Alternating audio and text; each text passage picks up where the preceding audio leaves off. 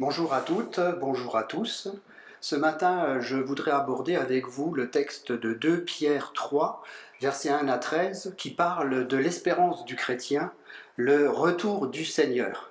Et je vous propose de lire ce texte déjà au verset 1, 2 Pierre 3, verset 1. Bien-aimés, voici déjà la deuxième lettre que je vous écris. Dans l'une et dans l'autre, je fais appel à vos souvenirs pour éveiller en vous une saine intelligence, afin que vous vous rappeliez les paroles prononcées autrefois par les saints prophètes, ainsi que les commandements du Seigneur et Sauveur enseignés par vos apôtres. Sachez avant tout que dans les derniers jours viendront des moqueurs, pleins de railleries. Ces hommes vivront en suivant leurs propres désirs et diront « Où est la promesse de son retour ?» En effet, depuis que nos ancêtres sont morts, tout reste dans le même état qu'au début de la création. De fait, ils veulent ignorer que les cieux ont existé autrefois par la parole de Dieu, ainsi qu'une terre tirée des eaux et au milieu d'elle.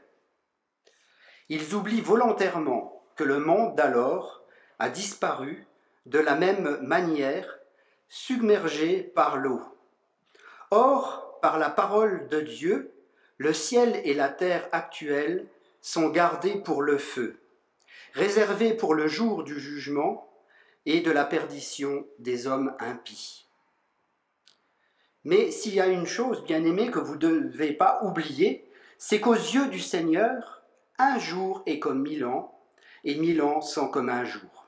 Le Seigneur ne tarde pas dans l'accomplissement de la promesse, comme certains le pensent.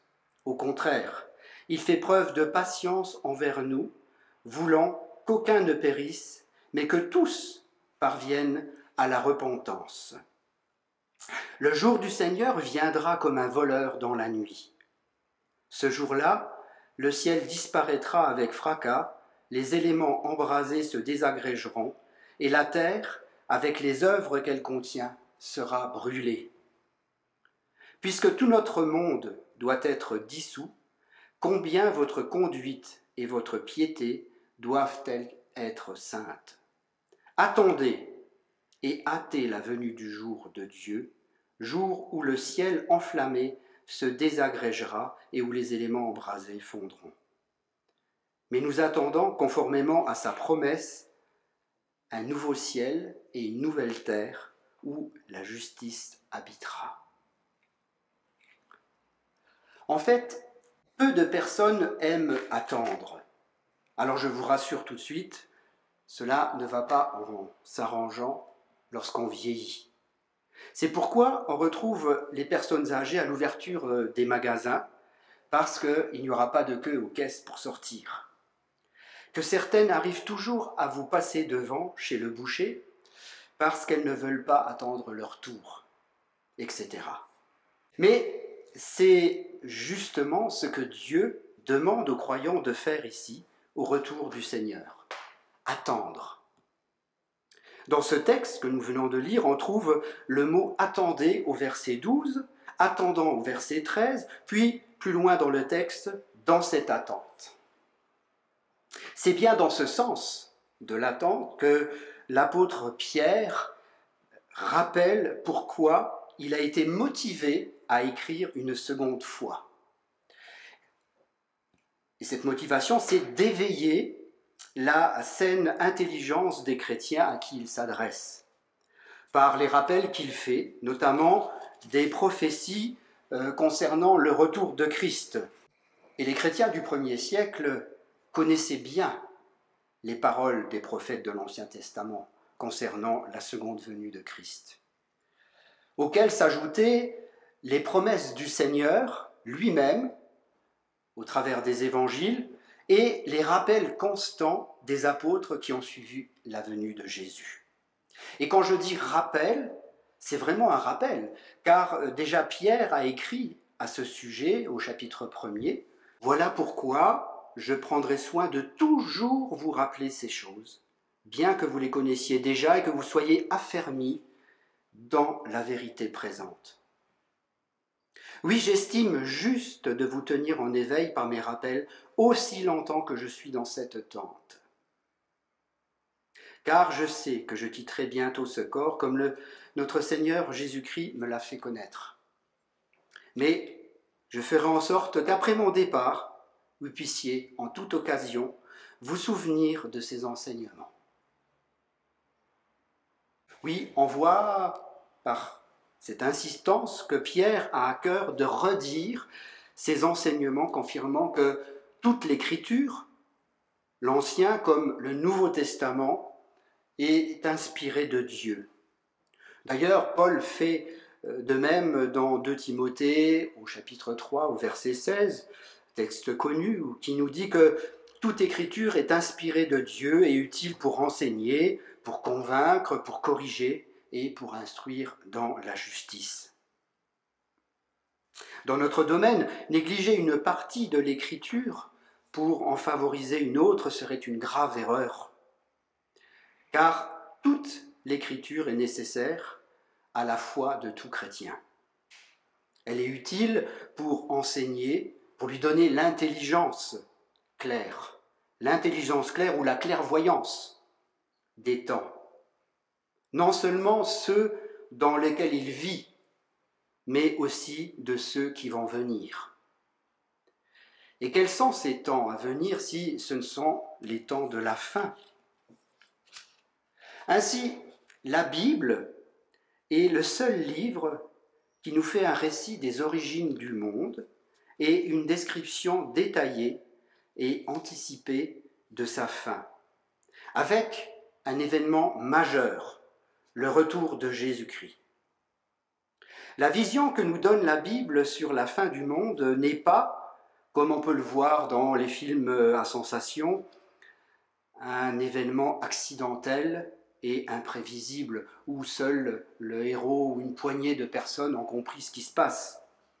Elle apparaît comme un événement qui est prévu, un événement irrévocable et inscrit dans ces paroles dites à l'avance par les prophètes qui ont précédé Jésus et par les apôtres qui ont repris les paroles de Jésus,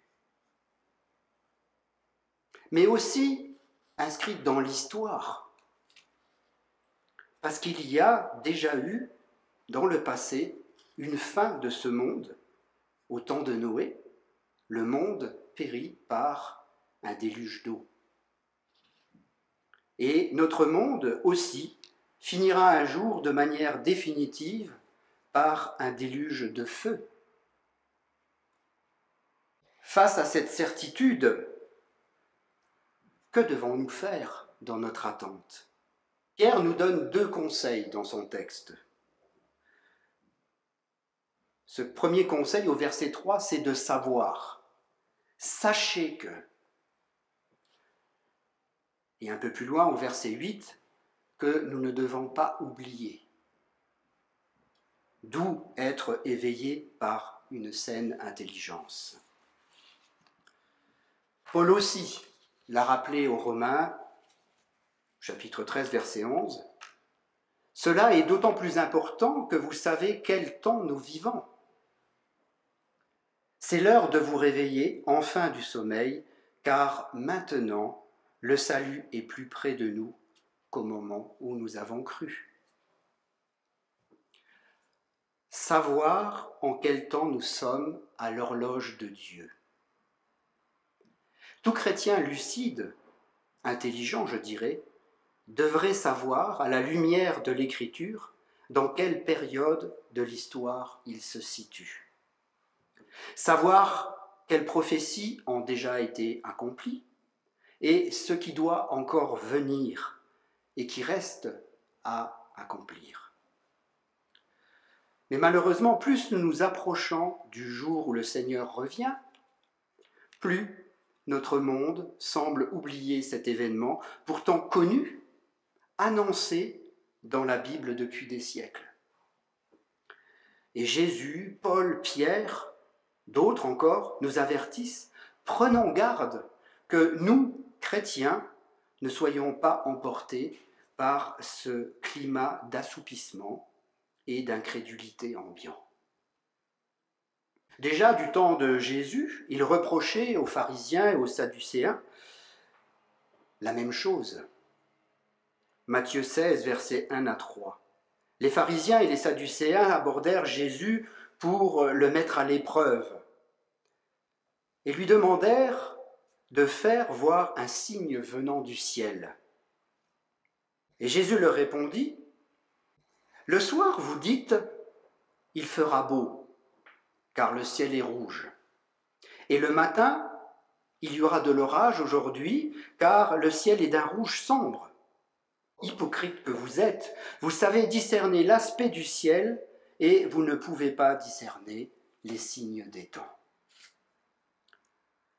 Il a aussi donné une mise en garde à ses disciples dans Luc 21, versets 34 à 36, leur disant « Prenez garde à vous-même, de crainte que vos cœurs ne s'appesantissent par les excès du manger et du boire, et par les soucis de la vie, et que ce jour ne vienne sur vous à l'improviste.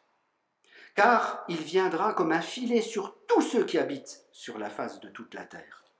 Veillez donc et priez en tout temps, afin que vous ayez la force d'échapper à toutes ces choses qui arriveront et de paraître debout devant le Fils de l'homme. » Paul n'est pas en reste lorsqu'il s'adresse aux Thessaloniciens, 1 Thessaloniciens 5, versets 4 à 6. « Vous, frères, vous n'êtes pas dans les ténèbres pour que ce jour vous surprenne comme un voleur. Vous êtes tous des enfants de la lumière et des enfants du jour.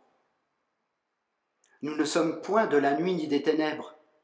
Ne dormons donc point comme les autres, mais veillons et soyons sobres. » Ce sont là donc les deux conseils de Pierre, que Pierre donne à tous, de savoir et de rester éveillés, de ne pas oublier, pour que nous puissions être debout, prêts, lorsque le Seigneur viendra nous chercher. Pierre parle aussi de la mentalité des derniers jours. Il avertit les croyants de ce qui se passera aux derniers jours, à partir du verset 3 et suivant. Les hommes athées, moqueurs, disent aujourd'hui, où est la promesse de son retour?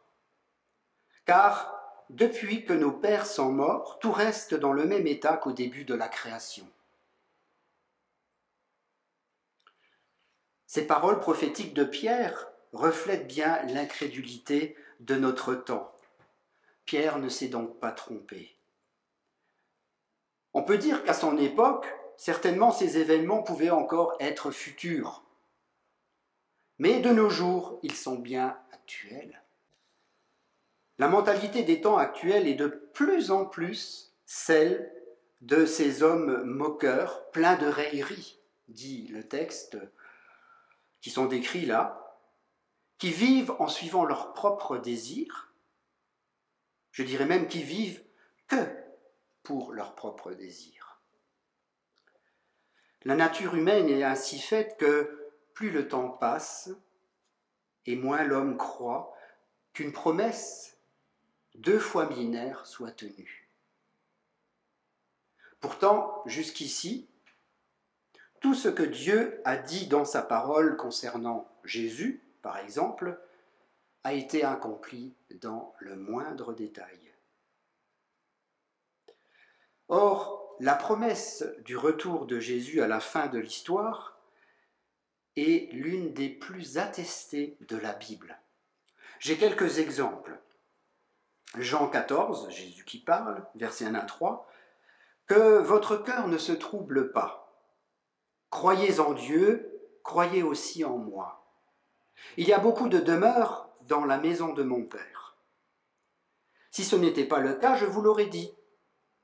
Je vais vous préparer une place, et puisque je vais vous préparer une place, je reviendrai et je vous prendrai avec moi, afin que là où je suis, vous soyez aussi. »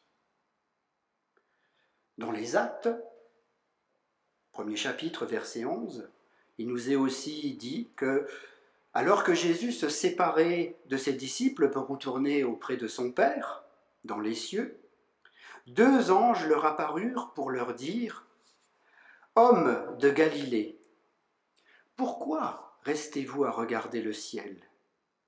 Ce Jésus qui a été enlevé au ciel du milieu de vous reviendra de la même manière que vous l'avez vu aller au ciel. » Paul aussi, toujours aux Thessaloniciens, au chapitre 4, versets 16 à 17, les enseigne en disant « En effet, le Seigneur lui-même a un signal donné, à la voix d'un archange et au son de la trompette de Dieu, descendra du ciel, et ceux qui sont morts en Christ ressusciteront d'abord.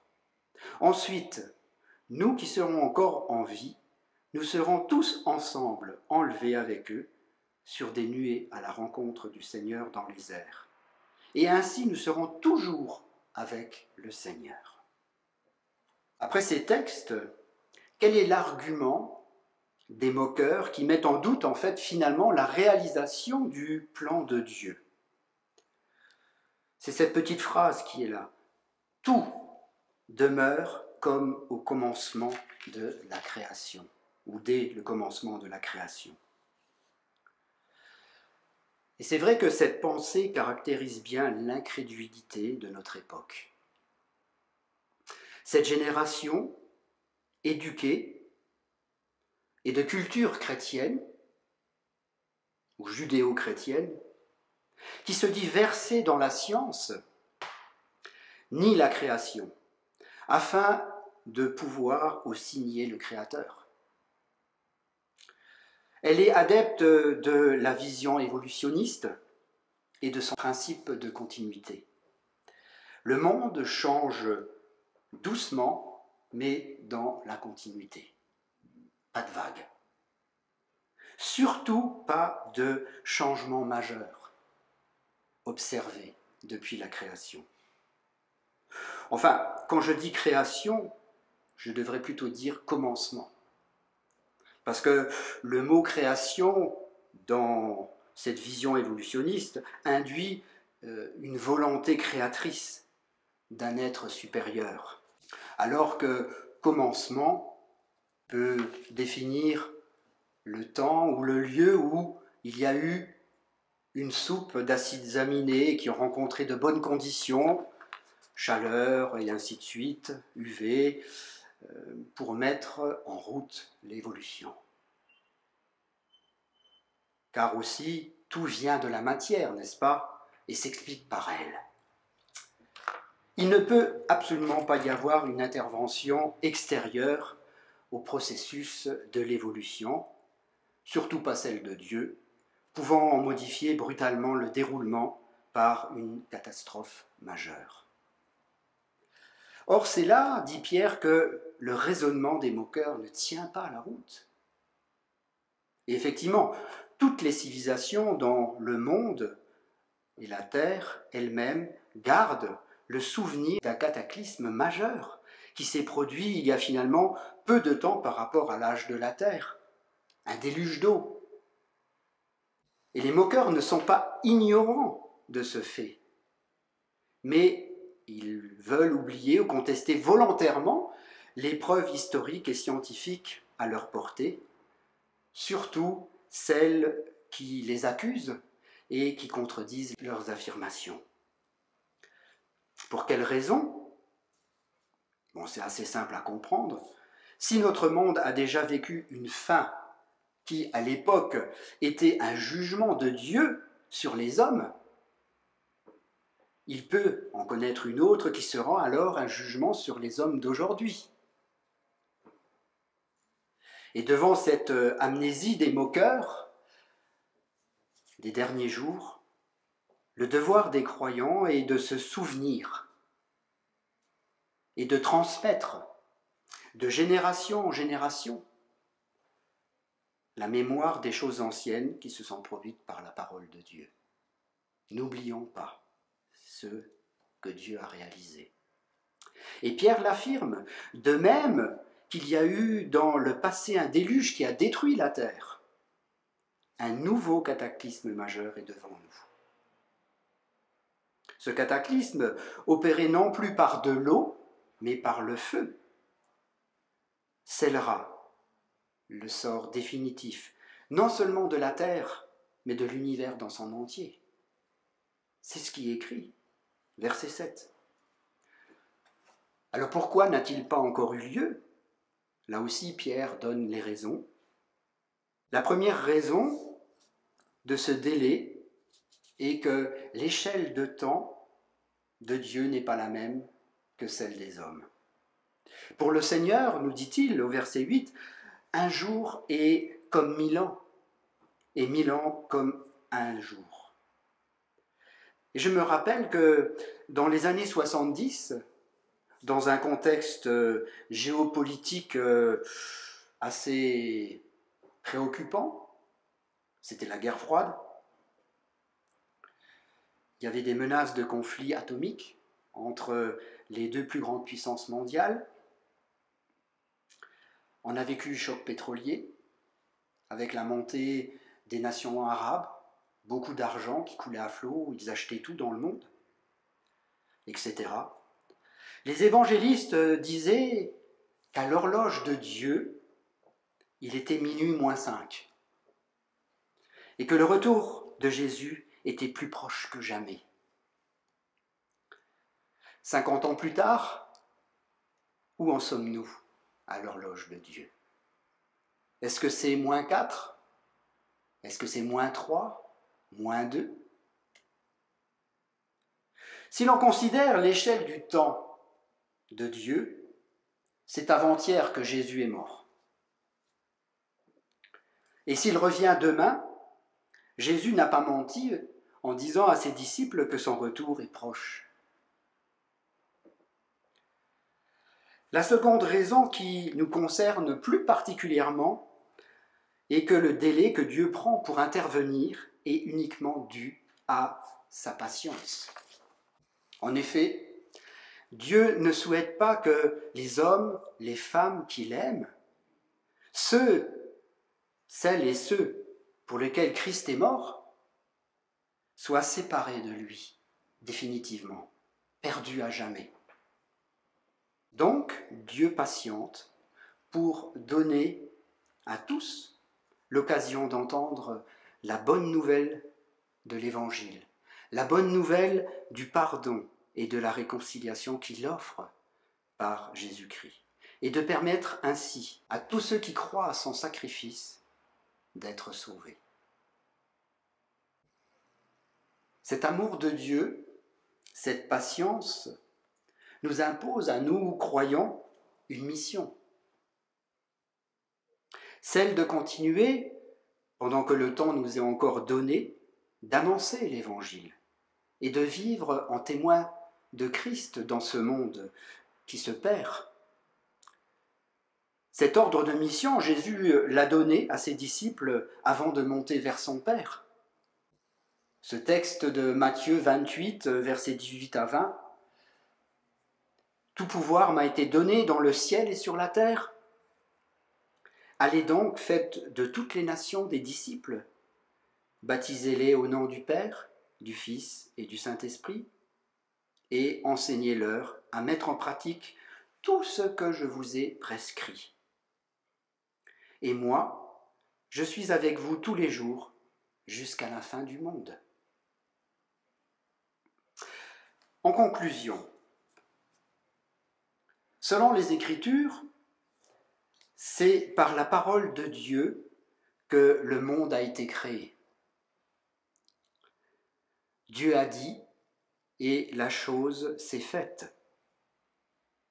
C'est par sa parole que la création vit aujourd'hui. Hébreux, 1er chapitre, verset 3, dit qu'il soutient toute chose par sa parole puissante. C'est aussi par sa parole que ce monde, le ciel, la terre actuelle, sont gardés pour le feu, c'est Pierre qui le dit, réservés pour le jour du jugement et la perdition des hommes impies. et qu'un nouveau monde, exempt de péché, où la justice habitera, suivra celui-ci après sa destruction. Ce jour viendra par surprise pour la plupart. Le texte nous dit comme un voleur dans la nuit. D'où les premiers conseils de Pierre pour l'attente de ce jour. Ne baissons pas les bras, ne nous endormons pas, restons éveillés. Sachant discerner dans quel temps nous sommes, connaissant la parole. Ne dormons pas, mais soyons éveillés, méditant la parole de Dieu. Hâtons son retour, témoignons, vivant pour Christ, annonçant sa parole. Pour tout cela, que le Seigneur nous donne courage et zèle. Maranatha, Jésus revient. Amen.